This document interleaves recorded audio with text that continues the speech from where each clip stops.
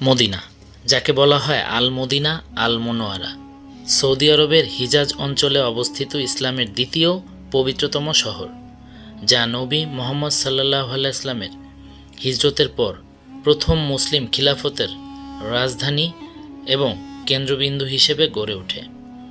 হজরত মুহাম্মদ সাল্লাল্লাহু আলাইহি ওয়াসাল্লামের রওজা এবং মসজিদে নববী এখানে অবস্থিত, যা একে মুসলমানদের কাছে অত্যন্ত ভালোবাসার ও ভক্তির স্থান করে তুলেছে।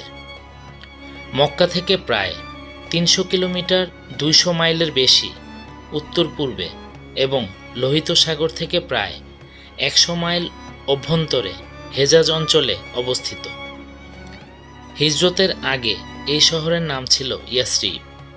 নবী সাল্লাল্লাহু আলাইহি ওয়াসাল্লামের আগমনের পর এর নাম হয় মদিনাতুন নবী বা মদিনা, যার অর্থ শহর বা মহানগর, এবং পবিত্রতার কারণে একে বলা হয় আল মদিনা আল মুনওয়ারা, অর্থাৎ আলোকিত শহর বা আলোর শহর।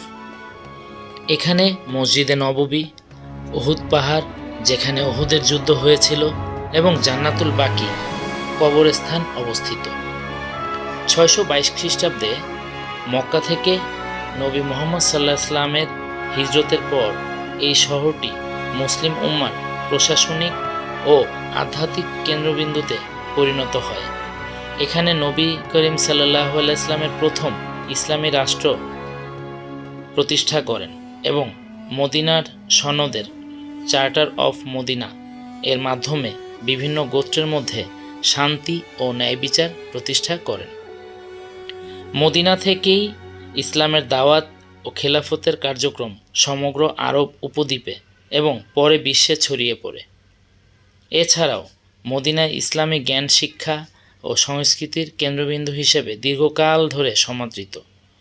মদিনা কেবল ঐতিহাসিক স্থানই নয়, এটি নবী সাল্লাল্লাহু আলাইহি ওয়াসাল্লামের ভালোবাসার শহর, যেখানে তিনি তার জীবনের শেষ 10 বছর অতিবাহিত করেছেন এবং এখানেই সমাহিত হয়েছেন। হাজিরা হজ বা উমরা পালনের আগে বা পরে নবী সাল্লাল্লাহু আলাইহি ওয়াসাল্লামের রওজা জিয়ারতের জন্য এখানে এসে থাকেন এবং নবীজির ভালোবাসার বহিঃপ্রকাশ করে থাকেন। প্রত্যেক হাজি তার নিজের জন্য এখানে আসাকে ওয়াজিব মনে করে।